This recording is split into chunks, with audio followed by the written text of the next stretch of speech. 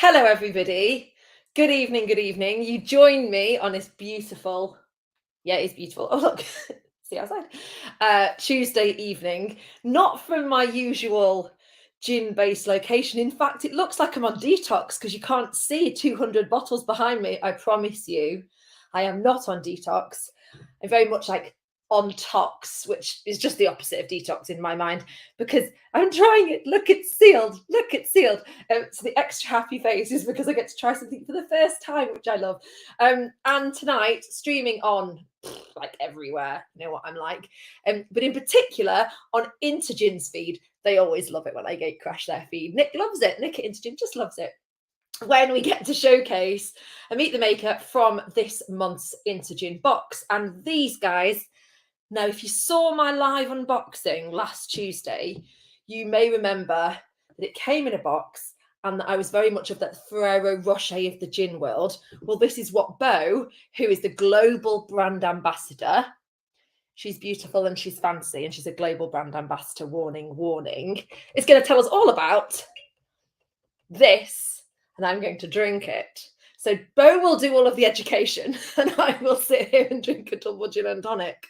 That's a normal midweek tasting interview live chat. So excited clap. And yes, I'm not in my office. Had a little rejig, but no doubt the bottles will be strewn. I could place them here. I'll just keep it on my desk. Right. Let's bring Bo on. Hello. Hi. So, first of all, congratulations on being the global brand ambassador for the past 3.5 years. I guess somebody's got to do it, though, don't they? It's a very tough job, but you know what? I'm willing to take it on. You're willing to tackle the challenge. So, where are you in the world right now? Where are you coming to us from?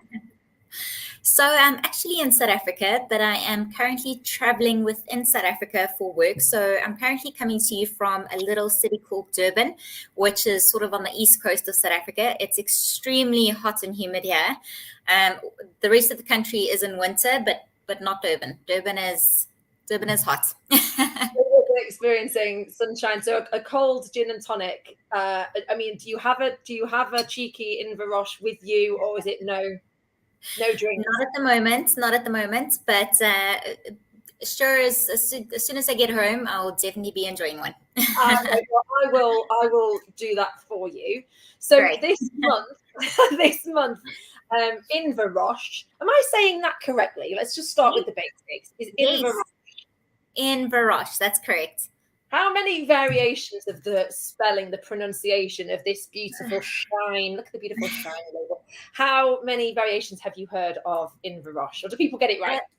No, definitely not. We've heard it on the radio as one thing. We've heard our sponsors thank us with a completely different thing. It's quite tricky, but once you get it right, it kind of rolls off the tongue. Inverroche. I think it's a Ferrero Rocher link as well. Absolutely. So tell us, Bo, whilst I pour, tell us about Inverroche and this beautiful, look at the gold, the shiny. Tell us about this and about your role as well. Yeah, educate us for this Intergin month box. So I think just to start off with, I'd like to kind of just mention how Inverroche started. And essentially it was founded by an absolutely incredible woman by the name of Lorna Scott. And Lorna did quite a bit of sort of travel during her time. And she, during one of her travels, picked up a sort of 1 liter copper pot still. And in 2009, she began experimenting with all kinds of different botanicals and ingredients that she literally found on her doorstep in order to create a range of 3 gins. So now I see you've only got the Verdant with you, but we actually have 3 variants. We've got our classic, we've got the Verdant, which is the one you have, and we've got our Inverroche Amber. So essentially... Feel cheated. I bet you got the rest though. We did. But you know what? And I always say this, obviously you're not supposed to have favorite children, but I think the Verdant is definitely mine. Okay. Oh, nice. So we're dealing with your favorite child. Not always the most behaved or liked by everybody, but your favorite child. Okay. So 2009, absolutely. 1 liter of the box still, trying with different botanicals. And what launched? Carry on. So essentially, I think it took Lorna around about 3 years to kind of learn about the different botanicals and ingredients. And on the 16th of December 2011, the very first batch of Inverroche gins were sold, and they were sold out of Lorna's house. And Lorna, she used to live in this tiny, she still does actually, in the tiny town of what is known as Still Bay. And it's literally in the middle of nowhere. And what's really significant about this town is it's within what we call the Western Province. And within the Western Province, which is sort of the southern tip of Africa, we actually have a very sort of abundant, very precious floral biome. It's one of 6 in the world. Ours here in South Africa is the smallest, but it's by far the most abundant out of all of them. And to give you an idea, they say that, for those of you who know Table Mountain, they say that we have more variety of species of plants just on Table Mountain than the entire Great Britain has. So if that can kind of put things into perspective a little bit, 70% of all of these plants and species can only be found here in South Africa. They grow nowhere else in the world. And this is the very ingredient that inspired Lorna to create these gins. And this is a nice Afrikaans word for an umbrella term for all of these plants. And it's something known as fynbos. Again, very Afrikaans. So it does take a bit of practice sometimes. I like that. What was the word again? Fynbos. So Fynbos. Fynbos. As I said, it takes a bit of practice. Okay. But what makes our 3 sort of gins, because the 3 gins came out at the same time. We've always been a trilogy. And what makes them all so different and so unique to one another is that within this beautiful Cape Floral biome, which is known as the Cape Floral Kingdom, there's 3 different regions. There's obviously the mountain region, there's the coastal region, and then there's the limestone region. Naturally, plants that grow up in the mountain versus plants that grow down at the coast, they're going to be different. You know, there's different soil types, there's different climates. So naturally, different sort of flavors will come through that. And each one of the 3 gins is made with fynbos that comes from each one of the 3 regions. The Inverroche Verdant that you are enjoying at the moment is actually made with the fynbos. So nice. So nice. Carry on. It's made with the fynbos that comes from the mountainous sort of rocky terrain region. And with every one of our gins, we've got a number of different botanicals in there. But of course, there's no point in me sitting here and listing every single botanical that's in the gin. So we only ever tell you one lead botanical that features in the gin as sort of the lead. Okay. So with our Inverroche Verdant, our lead botanical, and again, this is a very Afrikaans word that I still, after 3.5 years, cannot pronounce. Try. It is something known as kooigoed. I was going to spell it, but I don't think there's going to be any point in me. And you know what? I'm probably saying it wrong myself. Okay. But the sort of English translation to that is African sage. And it's an ingredient that, again, grows up in the mountains. And it is believed to have been used by sort of the indigenous people for saging their houses. So they'd kind of take a whole bunch of it and burn it and sage their houses and wear all the sort of bad, evil spirits away. So that's actually a very interesting lead ingredient in the actual gin itself. And I know when I tell a lot of people here in South Africa, they're like, oh, great. You know, I need to be drinking this. Well, that's a great thing in your home turf to have in your gin. If people are going to go, that's something that I want. Can I just make a point and say it's absolutely beautiful, isn't it? I was so when it says soft and floral, it says here soft and floral. When I look at soft and floral, I think, oh God, are you going to be flowery? I look because I hadn't done that. I was worried. I was a little bit like, are we going to be like a flower? Is it Chelsea Flower Show? Which you're not in the UK. Chelsea Flower Show in my mouth, which it's not. So tell us about the sage is the lead. South African sage is the lead ingredient here, and is that what gives it the kind of slightly dewy? It's like a slightly tinge of vanilla-y green. Kind of, yes. And I'm glad you said green because obviously it's called the verdant. And verdant in French actually refers to sort of the green of the grass, but it basically translates to green. So the gin itself is named after that beautiful green hue to it. But what's interesting about the flavor, and I think this is why it is my favorite child. You say that you were kind of expecting a very floral kind of gin when you see soft and floral, but it's actually very misleading. So when you smell it on the nose, you'll pick up things like sort of a waxy lemon rind, a little bit of kind of Yes. there's a sort of aroma that's quite reminiscent of like a chamomile and elderflower.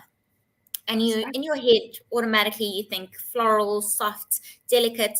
But then when you actually have a sip of it, there's a lot more depth and a lot more that goes into the actual gin, and a lot more that comes through. And on the palate, you might pick up things like a sort of nutty marzipan, a little bit of an earthy undertone, very subtle juniper. But there's definitely a lot more earthiness that comes through, and a lot more spice, and even a little bit of licorice, if I can call it that. Yeah. And I think that's what I absolutely love about it. You know, it's very, very misleading, and people always think, oh, it's another floral gin, but it's actually not. There's a lot more depth, a lot more character to it than just a floral gin. It's one of those gins that when you smell it, I know this sounds weird, but I say this about a few gins, when you smell it, you know it's going to taste delicious because it's got kind of depth of aroma. Yes. More posh word bow than smell. A depth of aroma to it. And the lemon rind and the licorice bit as well. And it's got an earthiness to it, but it's not heavy. It's very, very nice. I'll be honest. When it arrived, I was like, oh God, please don't be too floral. Please don't be too heavy. But it's not at all. It's very, very delicious. So well done. Is it Laura? Laura, did you say? That's Lorna Scott. Lorna smashed it. So they all came out at the same time. You said you've been a trilogy from the beginning. Absolutely. The Verdant named after the green, the haze. It's not hazy. Hazy is the wrong word, but the greeny colour of it. Okay, get you. And can I just say, beautiful. Has this been your brand from the beginning? Have you had a brand refresh since you started? No. Well, I used to work for other brands, which we shan't mention. But I mean, I came onto Inverroche, and that's been my sort of baby. It's a brand that really, like, you know, everything's kind of thought through. There's a meaning behind everything, and of course, it's such an easy sell because everyone here in South Africa absolutely loves it. So it makes my job a lot easier. And from Inverroche's brand perspective, has this branding stayed the same from the beginning, or has it, you know, has it looked pretty similar? Because it's quite a classic and classy brand. You know, it's not particularly garish in any way, and everything about it. I think your point about, I don't know whether you just said feels well put together or thought through, I think is the words you used. I agree with you. I agree with you in terms of the aesthetics and the taste. It all feels very considered, which from a global perspective is what you want, I guess. Absolutely. I mean, the branding has slightly changed over the years. I think when I first came out, the sort of boxes with different colors, it wasn't a dramatic change, but it was a little bit more sort of streamlined, and it looks a little bit more sort of dainty, elegant today than it kind of was previously. And, you know, one of Lorna's kind of biggest inspirations behind this brand is actually Coco Chanel. So when you look at the bottle, when you look at the box, when you feel the texture of the box, it's that look of luxury, that sort of, you know, premium feel. And that is kind of what we're trying to communicate. That makes sense. The Coco Chanel thing really resonates then with this. And actually, you could squint hard enough and that could be a giant bottle of perfume. So it wouldn't. Absolutely. It smells like one. It does. So you have admitted that this is your favourite, and I bet you say that to all the girls when you're talking about the gin. However, and the boys. How do you drink this? How do you drink this gin? What's your perfect serve? Does Lorna have an ideal way that she drinks it, or she likes it to be, you know, drank? What's her take on perfect serves and that sort of stuff?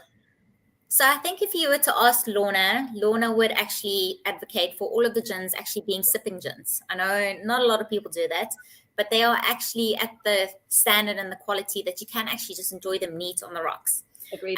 However, when I'm speaking to consumers, I think when I'm communicating perfect serve, the way that we would like you to enjoy this gin, it's a very sort of simple perfect serve, and that's how we want to keep it.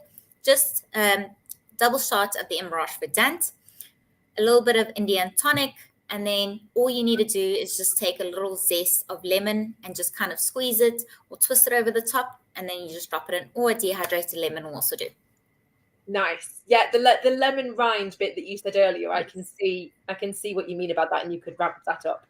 Okay, so this is Intergin's June box this month. So tell us about the rest of the gin family then. You said you've been a trilogy from the beginning, and Joy has commented, are there special editions like cocoa and orange? So tell us about the rest of the gin family, and if there are any special editions. I see somebody has a little bit of extra information over there. So obviously we've had our trilogy of gins from 2011, which were the classic, the Verdant, and the Amber. Back in 2018, just as I first kind of joined the Inverroche family, we actually launched a limited edition gin known as the Cocoa Carissa. And that was a chocolate and berry infused gin. Then in 2019, we launched the second of what we now call the Creative Collection gins, which was, I think, what they are referring to, the Cocoa L'Orange, which was a chocolate, orange, and saffron infused gin. Wow. Obviously, we had to skip 2020. I'm sure the whole world did. But last year in 2021, we launched the third and sadly the final of the three Creative Collection gins, which was known as the Cocoa Capensis. And that is a ruby chocolate, Cape May, and rose pelargonium infused gin. Now, what's really interesting about these gins is that not only are they the most extraordinary sort of flavors, but they are limited editions. So, it's one of those things that I always say to people, if you see it and you find it, buy it, keep it, collect it. And of course, as I mentioned before, we always work in threes at Inverroche. We had our first trilogy of our core range. And then, of course, now we've got the trilogy of the Creative Collection limited edition gins, which sadly are kind of running out very quickly.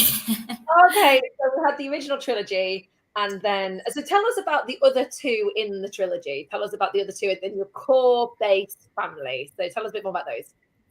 So we've got our Inverroche Classic. So the Classic is basically named after exactly that, a classic style gin. So a very traditionally styled gin, something that it's extremely refreshing, very easy drinking gin. And again, very sort of similar to your London dry style gins, quite sort of zesty and bright and refreshing with a little bit of juniper. And it's, again, just one of those gins that if you're a very traditional gin and tonic drinker, that is definitely what you would enjoy. Okay. And then we have the Verdant, which is the one you're drinking. Yeah. And our by far most popular gin, at least here in South Africa, is our Inverroche Amber. Okay. So firstly, once again, it's named after its color. So it's got this beautiful, rich sort of amber color that it comes in. And I think people back in 2011, when the gin trend kind of hit South Africa, they were just very intrigued by looking at a brown gin, because before this, we never really saw any sort of colorful gins. It's always the international, clear gins. And now all of a sudden there's this strange brown gin on the shelf. So I think people were intrigued. And then once they actually tried it, they were 100% sold. And as I mentioned to you, with the Inverroches, all of them were made with fynbos that comes from a certain region. With the Inverroche Amber, it was made with the coastal botanicals. And the lead botanical in that is something known as a sour fig. So it's kind of this weird succulent plant that grows these beautiful little purple or white flowers. And as they kind of dry and shrivel up, they form a very small kind of little woody sort of shell. And they've got this liquid inside that's quite sticky, and it's sweet and sour and savory at the same time. And when we infuse the gin with those sour figs, it almost gives the gin a very sort of aged-like spirit characteristic. So, people that enjoy whiskey, people that enjoy rums, those kind of dark spirits, they generally tend to kind of really enjoy the Inverroche Amber. And I think that's why it's also been so successful, because I don't think there's anything out there like it. So do you take does Lorna take the core classic gin and then post distillation infuse? Does she do that with the Verdant and with the Amber? Amber. Okay, so it's the core gin and then it's infused with the different. There's a secondary infusion. Yes. I see. Oh, and the Amber is the most popular out of the trilogy. Here in South Africa, 100%. No questions about it. Really? So how do you drink the amber? Do you put strawberries in it? Do you, what's No, you actually could. You actually could put strawberries in it. But again, we like to keep our perfect serves really, really simple. So with the amber, for example, once again, you'd stick to just a normal Indian tonic. And instead of a sort of bright citrus like a lemon or a lime, you use a actual orange zest or an orange rind in order to twist it. And that's how you would enjoy it. Very nice. What about mixology? So what about being, do you do many, as part of your role with Inverroche, do you do many cocktail sessions? You know, Yes, how does the brand and the bottle and the spirit work with cocktail sessions? Have you got a kind of, can people find a go-to cocktail selection on your website or anything like that? What's your take on cocktails? Yes, absolutely. So, I mean, as I mentioned before, before I was even a brand ambassador, I was actually a bartender, which is why I think I got the job.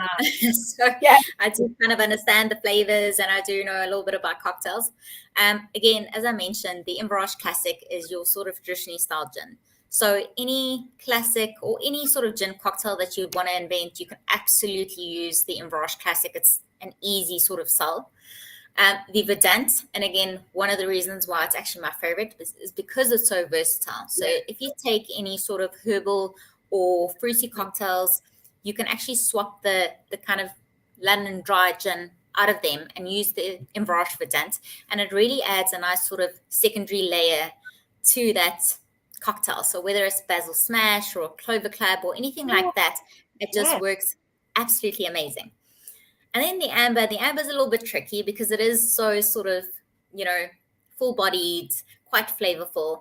But with that, the trick is to kind of swap out any sort of dark spirit cocktails and use the amber. So like an amber old fashioned or an amber Negroni or anything like that. It really just, it's a whole new sort of experience. Well, that is it's a whole new experience. So you said that you work as a trilogy. So you've got the three, the classic, the Verdant and the amber, and then you're coming to the end of the creative collection. Is that sadly, is that dying? Is that gone? Is that gone for good? Is there going to be replaced with something else? Do you know? Is there a plan? Have we got another trilogy on the cards? We don't know. I wish I could tell you. I really do. I do. Yeah. But I'm also a little bit out of the loop because a lot of times, these things kind of happen last minute and then it just happens. So sometimes there's a bit of planning that I'm not aware of until it's actually happened. So I will definitely keep you guys in touch and let you know if I do find out any more information. But at the moment, unfortunately, I have no idea. And I think, you could be in a situation where you're presented with another trilogy or another bottle to come up with some creative cocktails with. But by the sounds of things, you're busy enough with the three that you have doing. I guess you spend your time doing stuff like this, do you? Going to events, talking to people absolutely. About the brand. Absolutely. I mean, it is, once again, as I mentioned, it's such an easy sell because a lot of people, especially here in South Africa, already know and absolutely love the brand itself. I think I can safely say that we are the number one local gin in South Africa by far.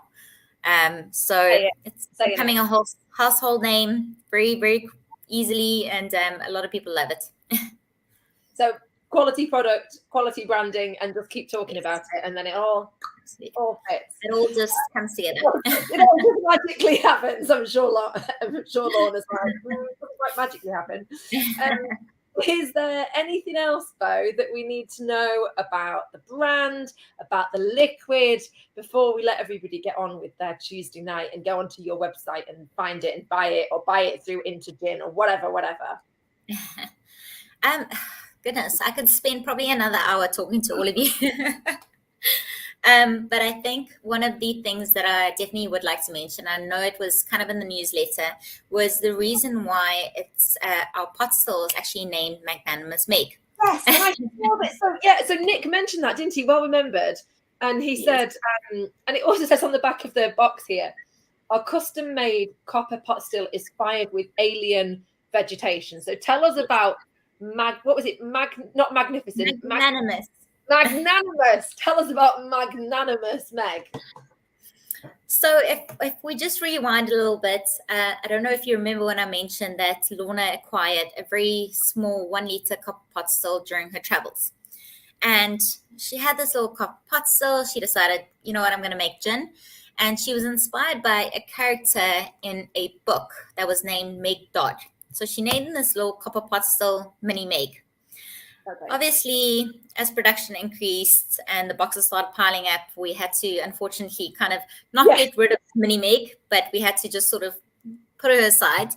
And then, of course, we got our beautiful 1,000 liter copper pot still, custom made. And of course, going from mini to sort of mega, we named her Magnanimous Meg. Magnanimous. And what's really interesting is that Inverroche is very much a family-run business. And Lorna's son, who also kind of sat with her at the kitchen table, helping her kind of, you know, conceptualize these ideas for this gin, he was the one that actually designed a custom basket within Magnanimous Meg, where a lot of the vapor infusion actually occurs. So it's all custom made. It's beautiful. If you go onto our website, we have a virtual distillery tour, so you can actually go there, see our beautiful distillery, interacts with Magnanimous Meg. You can have a look at Mini Meg. You can even find me behind the bar making cocktails. So check it out. Magnanimous Meg, 1,000 liters. Yes. So is the business still, said it's a family business, so who's involved in the business? Is Lorna's son still involved in the business? Yeah. How many people? Tell us about the entire family. Lorna's husband, Mike Scott, he's the MD of our company. And we actually also have a rum. So he was very much kind of helping with the distillation and the production of our rum, which is also a whole another episode in itself. Lorna's daughter, she's also very much involved in the business.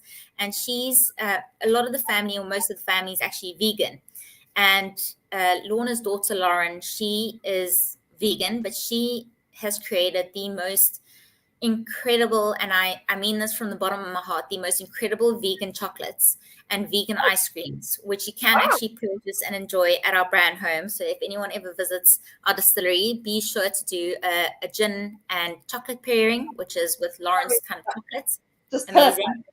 And it's you know, you think vegan and you think no, not for me, but this is it. It's the most incredible product.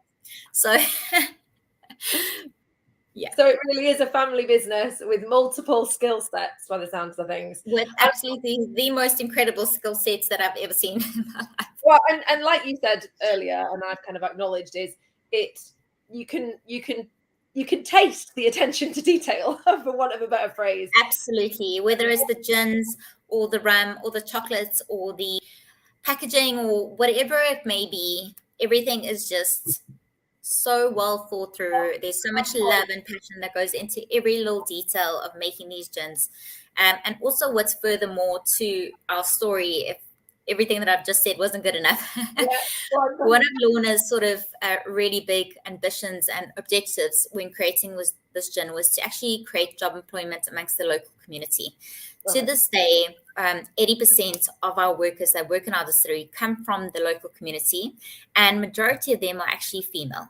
So we are a very female-empowered brand, and a lot of love, a lot of work goes into it. Every single bottle is hand-packaged, hand-labeled, hand-filled, and every single bottle, they say that it goes through 16 pairs of hands before it is ready to be shipped to wherever it needs to go. So when I say a lot of love, I really mean a lot of love. And you can check that out on the virtual distillery tour. Excellent. What's the website? What's your website address, Bo? What's the website address? So it's www.inverroche.com. Nice and simple. Nice and simple.